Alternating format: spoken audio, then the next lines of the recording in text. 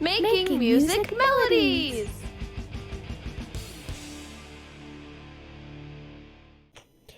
Hello there, ladies and gentlemen. My name is Charlie from the Making Music Melodies team, and today we will be visiting the idea of the bass clef.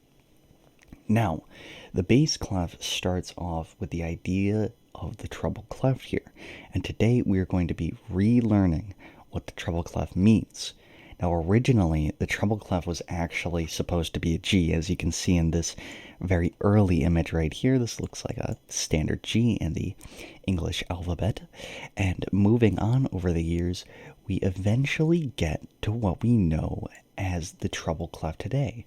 And you might be extremely familiar with this clef right here from, say, if you play the trumpet or the flute or the clarinet, you might say, well, this is quite normal. Wait, I didn't know there was another clef and, all of these other things. However, as you can see in this evolution chart right here, showing once again the G or the treble clef and the F or the bass clef, there are two distinct clefs, mainly made for woodwinds, high woodwinds, such as, once again, the trumpet, the clarinet, and the flute.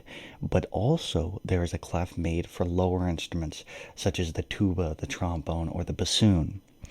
And if you are familiar with this, you've obviously seen this bass clef right here. And this might be a little bit different. I know that the treble clef looks a little bit weird.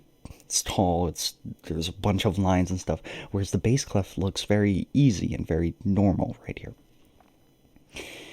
Now, both of these clefs can actually be unified in what is known as the grand staff, and you might be familiar with this if you've ever played some Christmas tunes or some other very basic music. You can see that there's both a treble and a bass clef, and these are unified by this right here, otherwise known together as the grand staff.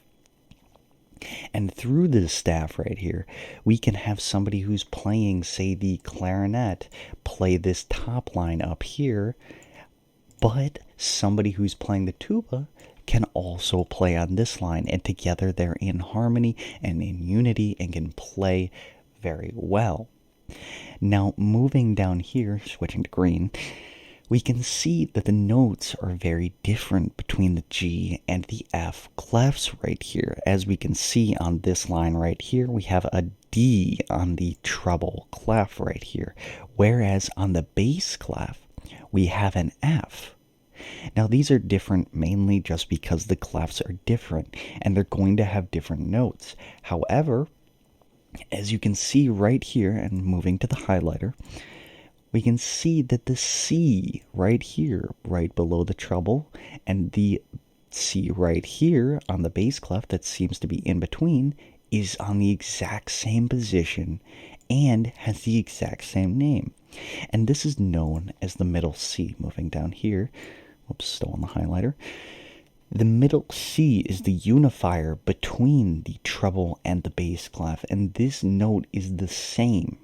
However, it is considered very high on the bass clef and very low on the treble clef, and that is what unifies the staff here.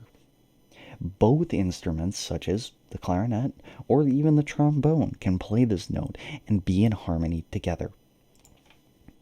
Next, we have some music here, but as you might know, there's no grand staff here.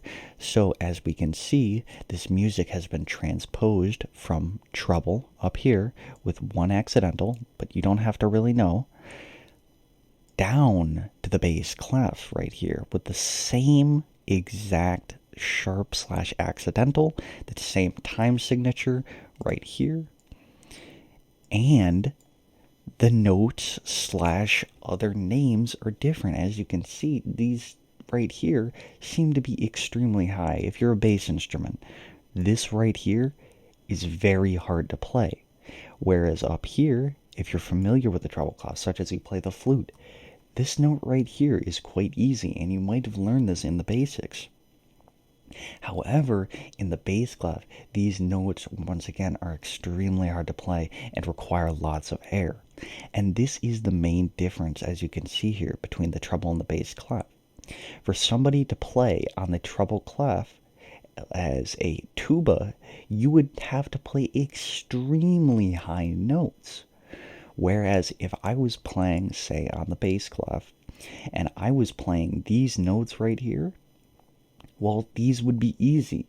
And transposing these to the treble clef right here, if I said, well, I wanna transpose this right here, and transpose means to basically translate. See, if you're learning a language such as Spanish or Chinese or French, you know that some words turn out differently. And in that sense, if I was to say, well, I want this bass clef right here, I want these bass clef notes to become treble clef, these the notes that you have transposed are going to be extremely low, and that corresponds between the two.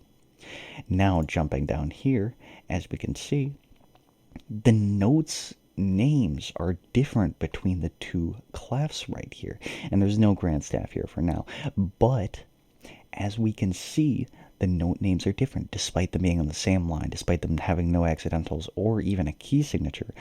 All of the note names seem to be different. And this is just that, once again, another difference between the treble and the bass clef. Thank you for watching, everybody. My name is Charlie, once again, and you can sign up for our Zoom meetings or any blog description and posts on our website. If you have any questions about making music melodies, about the bass or the treble clef, please join us, have some fun, enjoy music, and thank you so much for watching, and I'll see you all in the next video.